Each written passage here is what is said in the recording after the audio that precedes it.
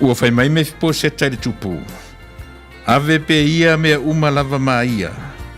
Tau ina ua o mai lo ua li i le tupu ma le manuia i lona fale. Ave lo soifua ma so uola. I le na foa i atua mai lona soifua. E le itu ina mai na se fulu pasene. Po se lau pasene. Na sasaa atua mai le soifua ma lona no la mo i tatou ma.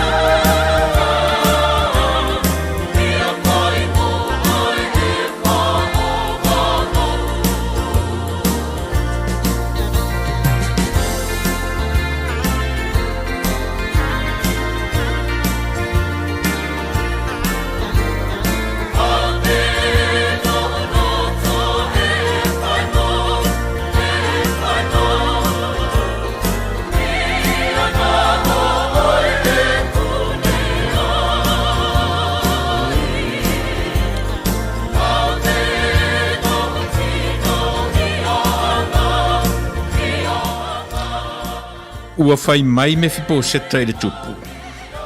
Ave pea ia mea uma lava, ma ia. Tau ina ua o mai lo ua li i le tupu, ma le manuia i lo na fale. Samuelu e lua, luna tau pue sumaleiva, a luna fai upu e tōru sifu.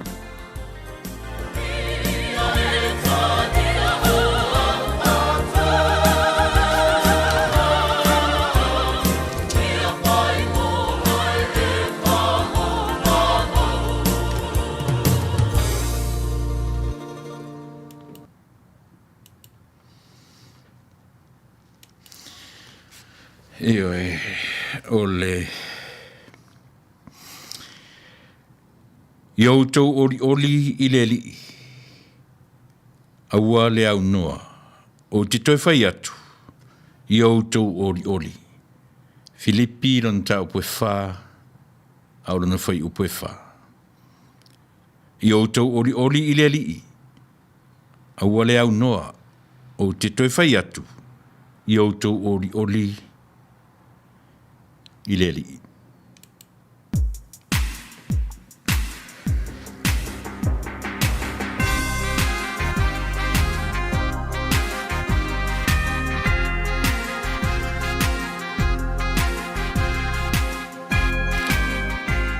Iau tau oli i le li. Aua le au noa. O te toi whai atu foi. Iau tau oli. Mana ia upo le pese.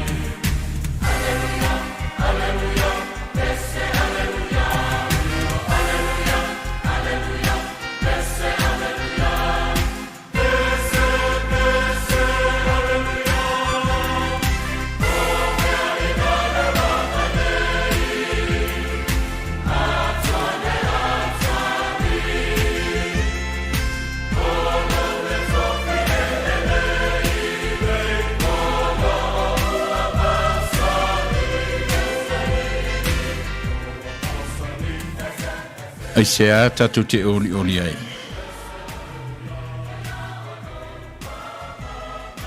E tatu te oli ea, ina ua whaula i mai wha manuianga lo tatu atua ia te Omaia.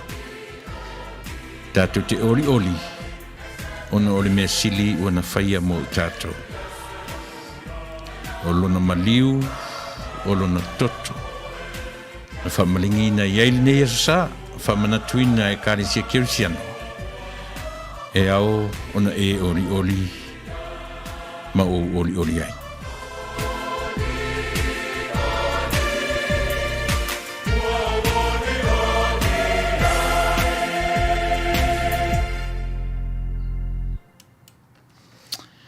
Mātango fievi inga o tātou mataisili.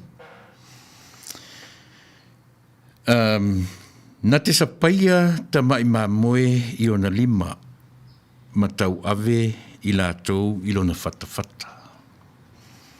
I seia e whā se fulu a lona whai upu e se fulu matasi. Na te sapaia ta mai mā moe i ona lima, matau ave i lātou i lona whatawhata. Lofa tele mai i a te Omaia.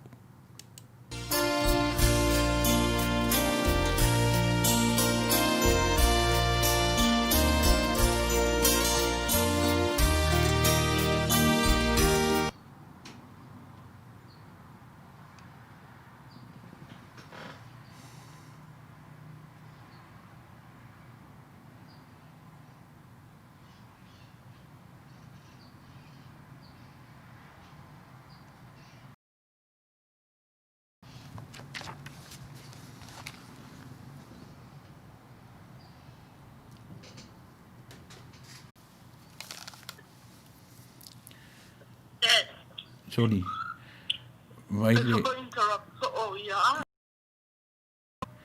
Vai le por whamangkunga ongi ngalo mai koro te sia piki oe. Ma whaka mo se whalaua ma se afo I le meo se juice, please. Yeah, okay. Yeah. Ane whapera. Whawhenga sau. Karai wā. Le ai, don't take the risk.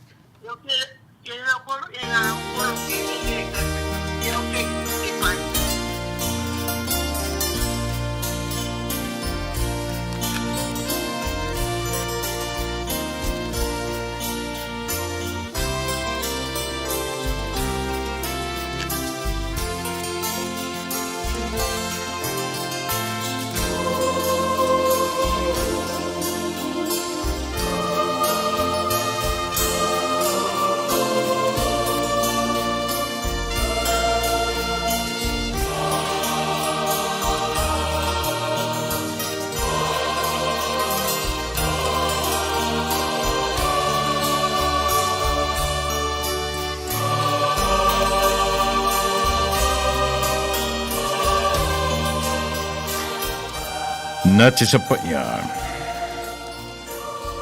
sapaia tama I mamue I ona lima matau ave I lātou I lona whatawhata.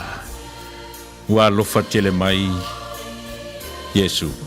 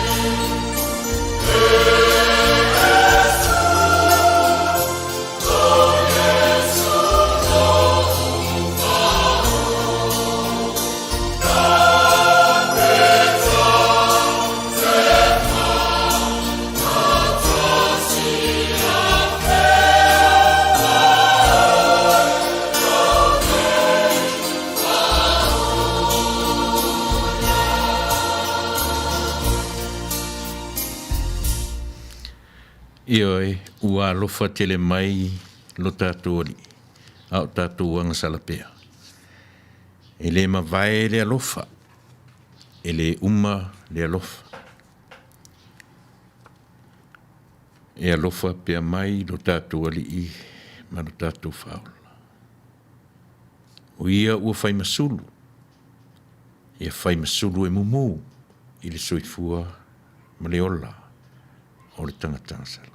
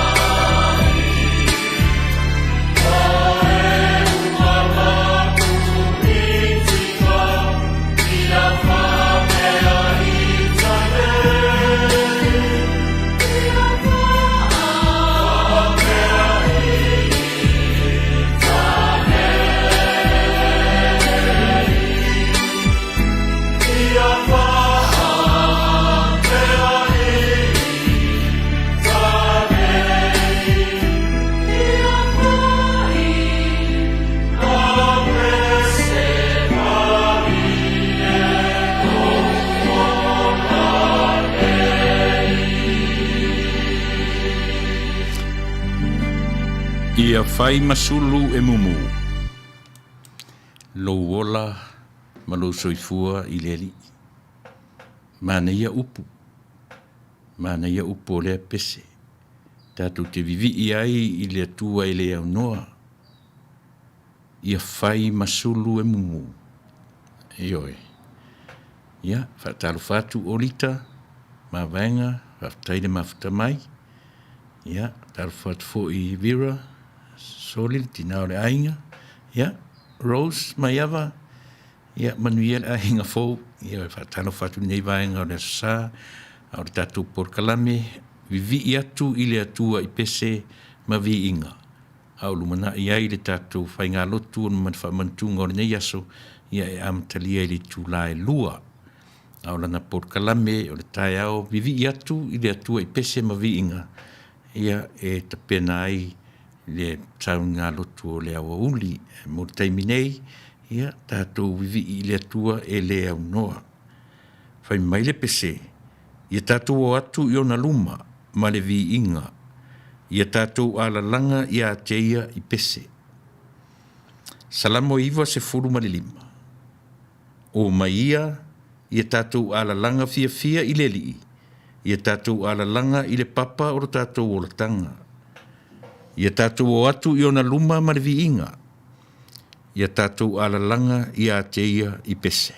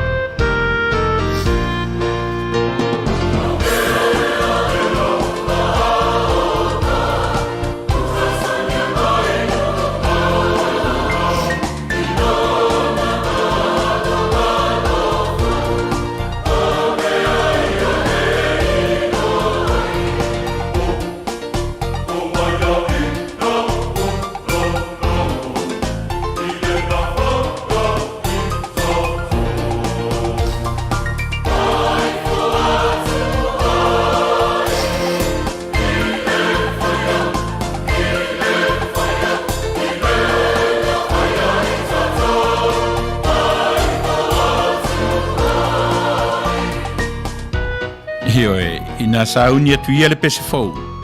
I le na whaia I tatou. Tatou te le pepese ai te isi mea. E le te iau tatou pepese. E ala ona tatou pepese. Ona o le na whaia I tatou.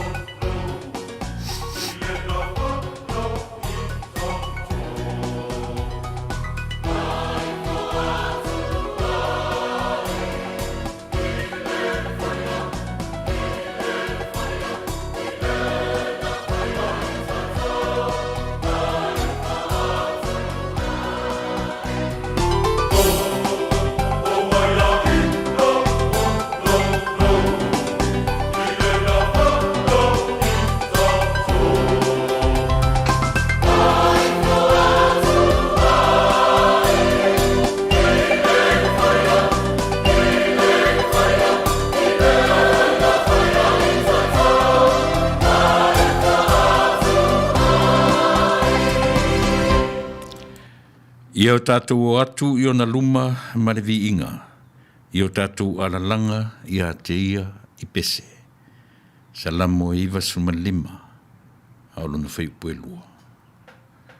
Mātango fie. O upo le pese. Tatou te vivi'i, mau tatou langi se pese. Tatou whailoa le na whaia I tatou. E alofa mai pēa le atua, ia te oe mau.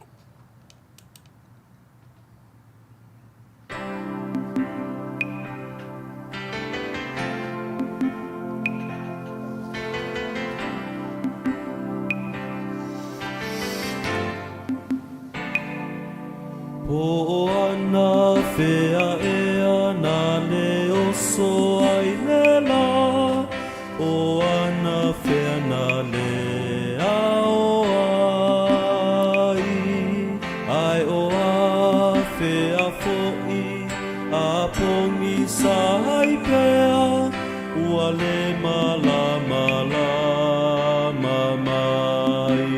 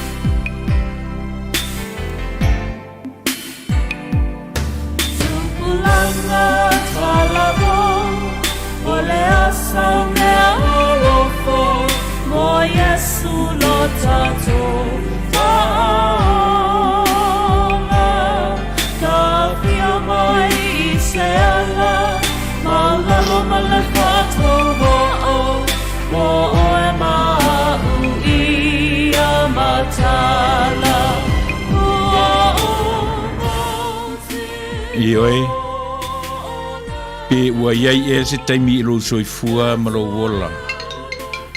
E umare tausanga e le ipe le tai. E iai e se taimi ua na o le sua fa solo atoa o le tai. Ioe.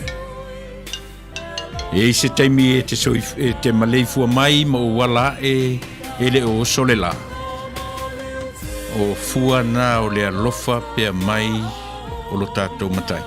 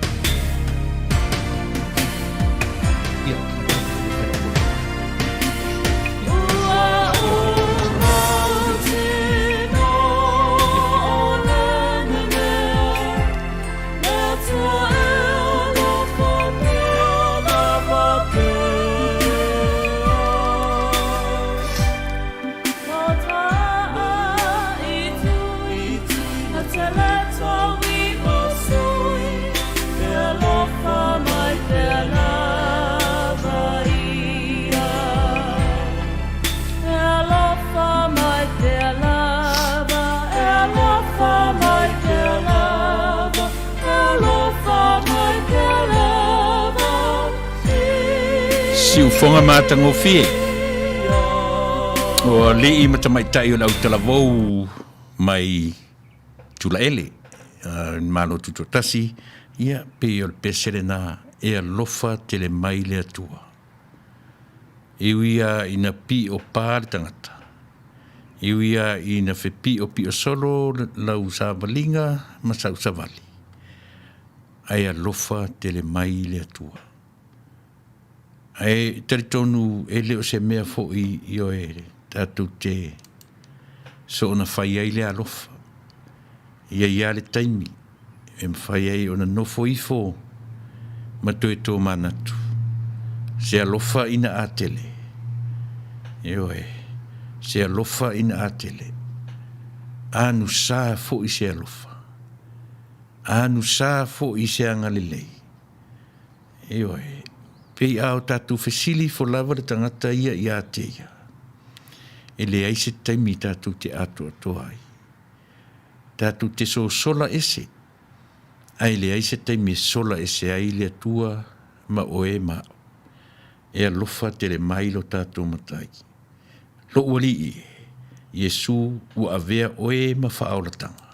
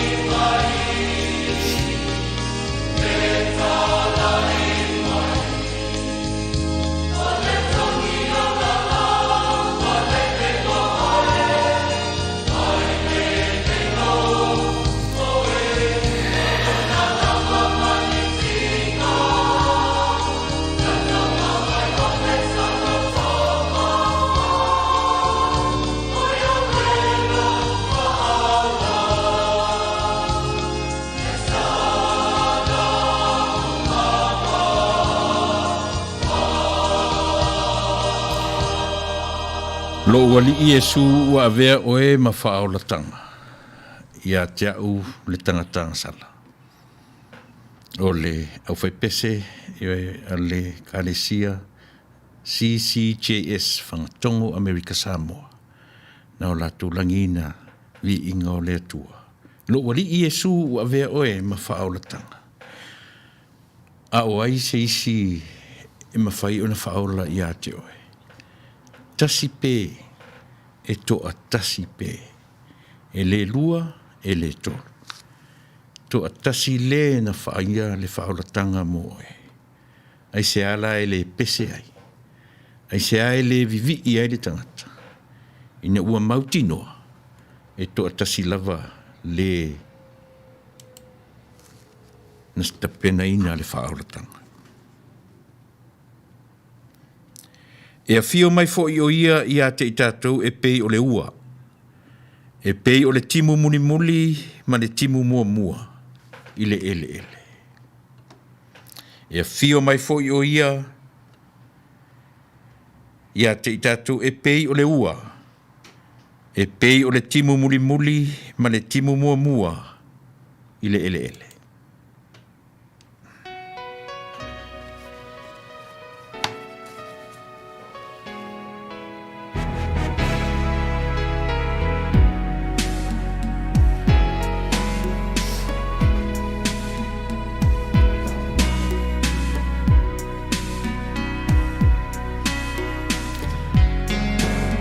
Talo fatu puava alo fosio tapunu uanga vale ya malo le maftamai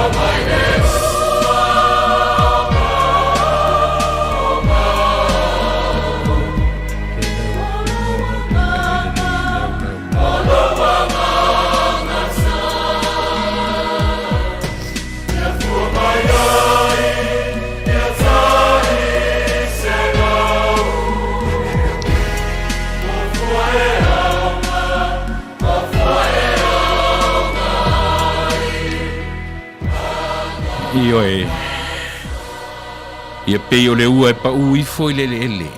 Ia tupu mai o ni fua le lei. O ni fua le lei e whaailoa mai i lo soifua masa uola.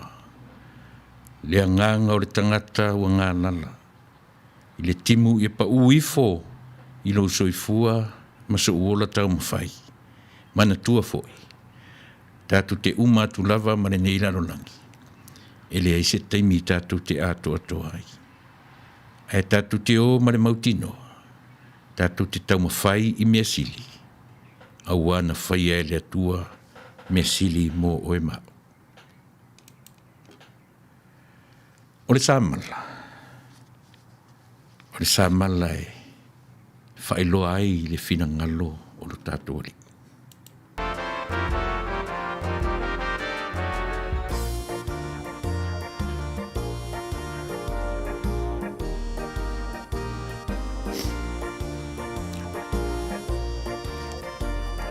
Fatalo fatua reisa faia. Ia malo faftai.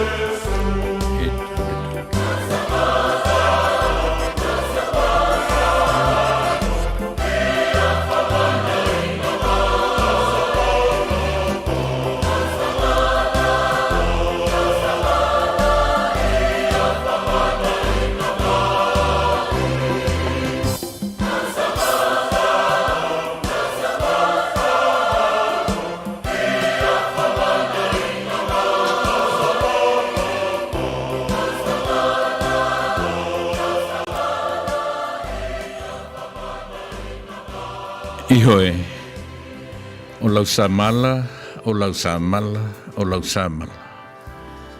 E ma lepe ai, mea e le tonu o nau mātou whaia. O le whamasinonga, ma le whamasino, le lalolangi nei, tātou te wa ai i whamasino i tonu potu whamasino e le samala. E whai ai whai unga le li whamasino. Au le atua e o e mau, tātou te lewa aia, e aisana samala. A o le mea o lo manino ma mautino pia. O le samala, a lo tātou mataisili, e ma lepe ai, mea e le tala whiangai ma lo soifua ma lo ola.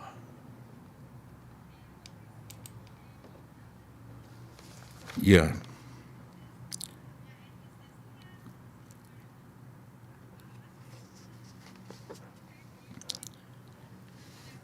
Ia e taule tau le lei, i la le whaatuatua. Tango tuia, i le ola e whaavavau. I nao tātu tuia i lunga.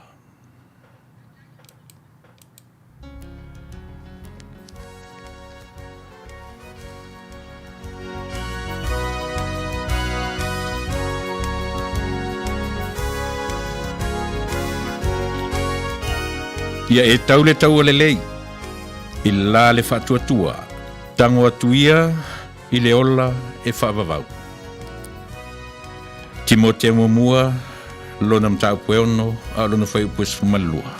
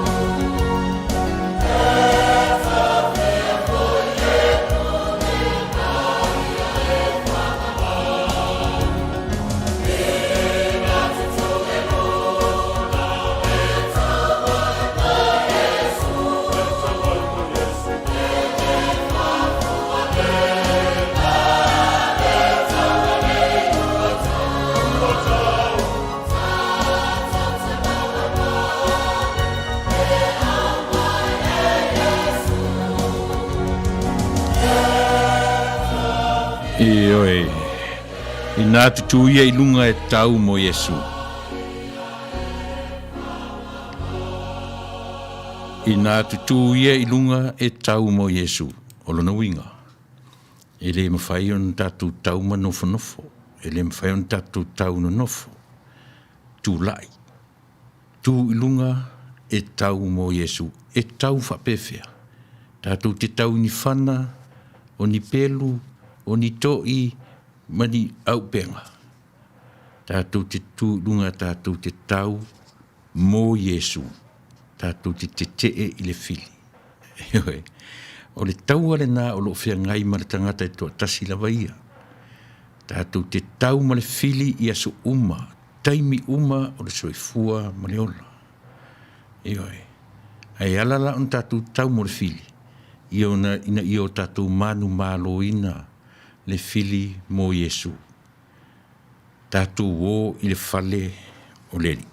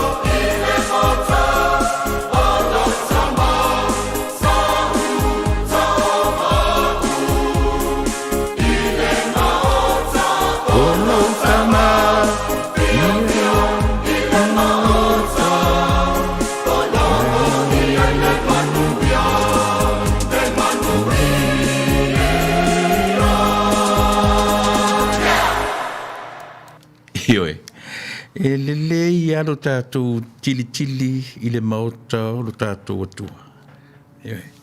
Le upo le iswhiwhi au te manatua. A e ona, a whapena, e lelei alo wa lae o lae te ala i le whale o Yehova. A e po whewhu i se me e mawhati ai, e lelei a le whai ai. A e le angara tātou o i le whale o Yehova tātou te misa ai. E le se whale misa o le whale tatalo ia mau tātou ia wā upiu o tūla i mai lava tūlanga whapena tele i lātou pe fia. E misa i totonu o le malu o le ri. E whai mea upore pe se tātou o i le whale o Yehova. O lo iai upu o leola. Ia o mai i le whale o Yehova. Yesu o le leo ma moesili. E o fo ia te oe ma Io, nā fua mai lava I tu tonu tō maota malawa a o tō witi lava. Io e Tatou laiti. O ina whaia oe. O le atua. O ailo whaola. O Yesu. O aina tāle papa. Io o Mose. E to e oso lo malesi fesili.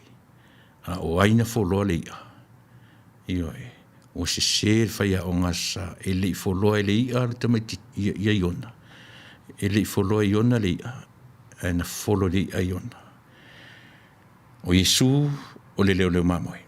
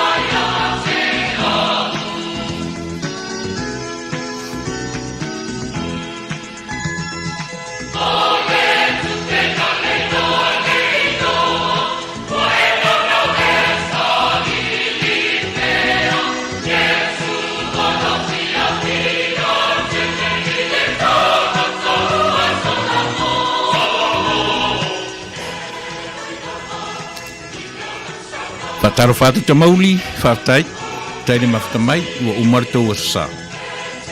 Ia, nena Selina, tarsia te li whaiao ngasa.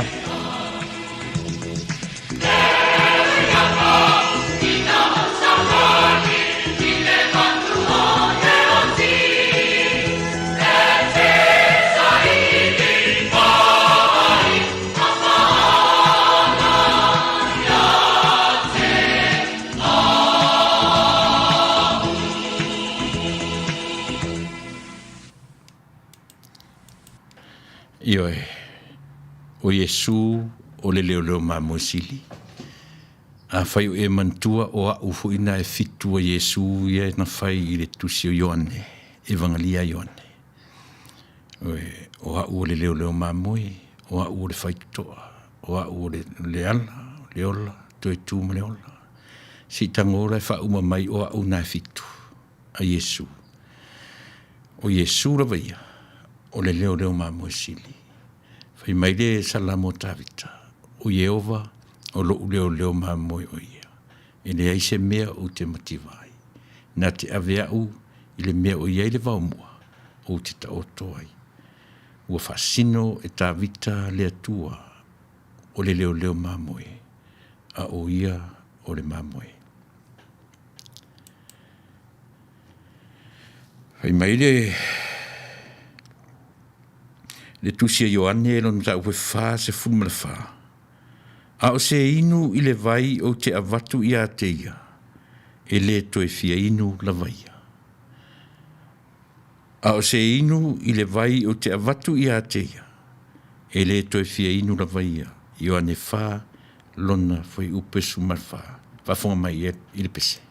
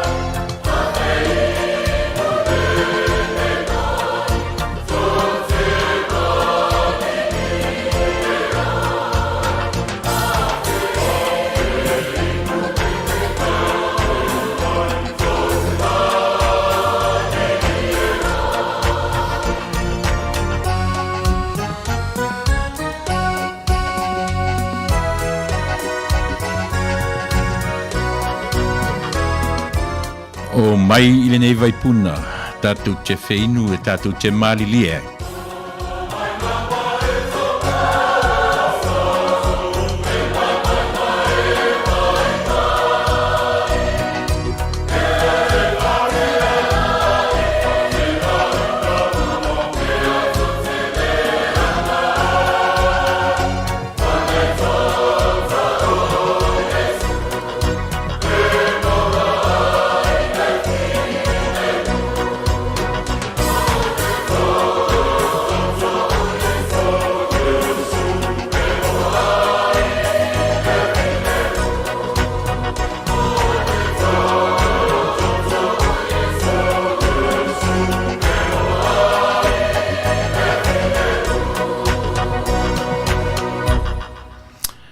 O le toto o Iesu o le vai tātou te mauai le filemu. O le so, ia o le so lima o le masina o iulai. E whaangata ai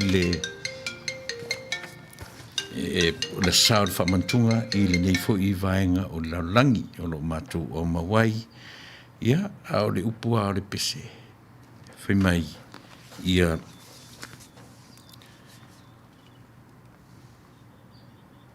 o na ili ai lea o le pū ma le leo tele, I le aso o le tongi ola. Ia ili a le pū.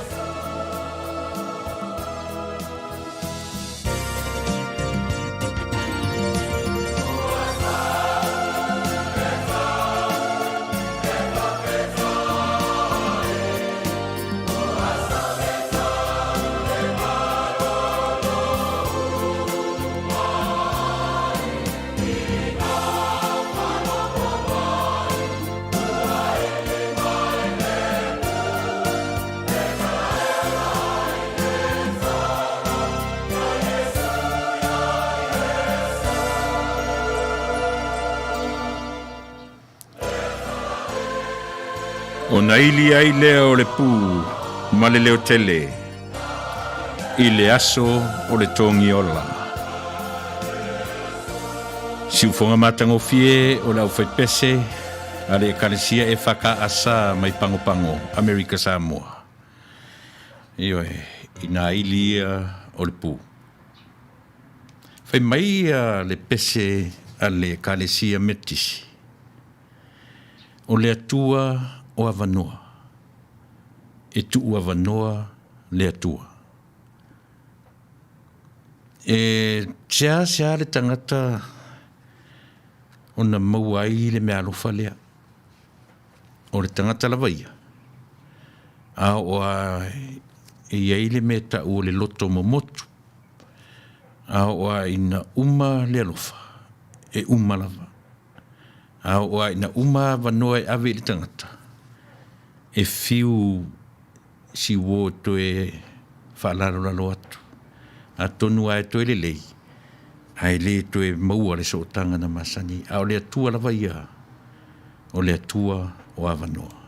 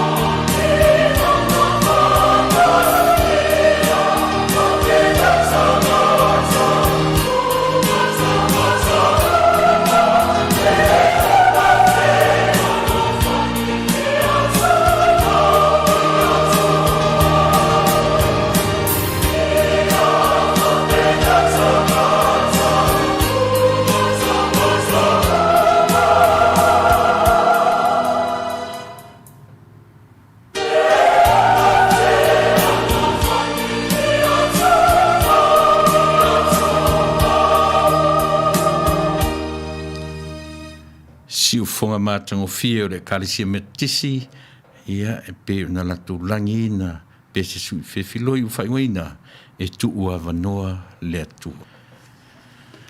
E ngata ina tuua wanoa a o le atua lava ia, o le atua o a wanoa. E suru whai iai le tangata, ua le ai se a wanoa o le soifuanga ma le ola nei. Po ia whatunga ma viviinga o le karesia me tisi. Pe lau na iai le pese ua taua. Ia na tu whaatasia e le whaife au e whakasa e le lii o matautia. Ia tu ua le whaatasia le pese na i le au whai pese ua taua o le au whai pese le lalorangi. Ia pe o na lausi la fia le tua tele o i tatou. O oe o lo malama lama ia ai si mai o lau fa o ni ngalo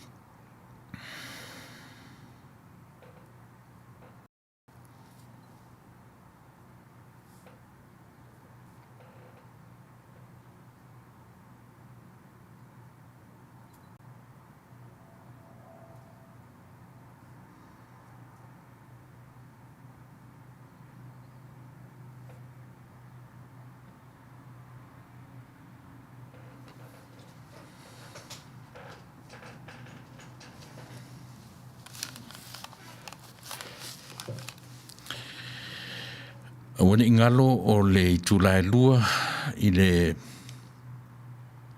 o Lenei ia o le sar ni o whamantunga ia a whaiai le sauninga o whamantunga i tonu lava o le tatou ofisanei o le tonu o le tatou ala leo nei ia o le a tapena i tatou e fōi e le au whengaduanga ma le kalesia si ufonga o le tai au fōu ia se sauninga lotu o le whamantunga o le nei aso sa ia e le sunga i le li whaife au Nasareta, Samuelu, Alopopo, Fangalilo, Matafeo.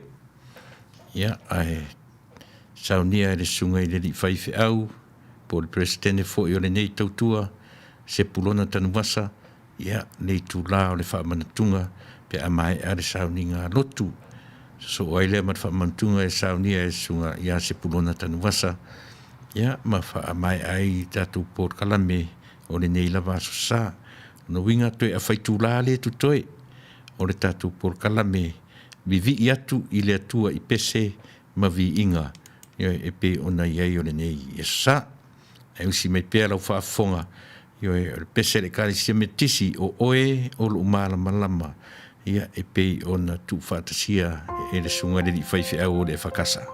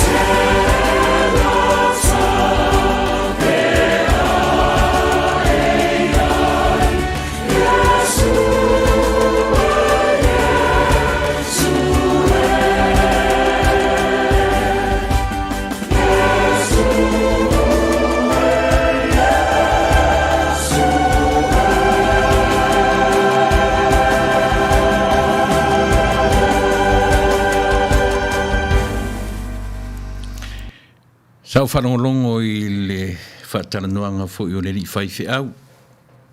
I o le sa whaiwhi au e whakasa me le kalesia I a paula, loi mata o paula.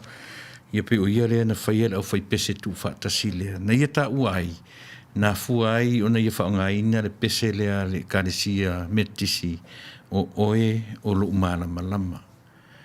A unoa ma le malama lama o le atua I lo soifua ma so uola. Ia rupongi sa sia tatou amio. Ioe, o no winga e le aru luma le savalinga.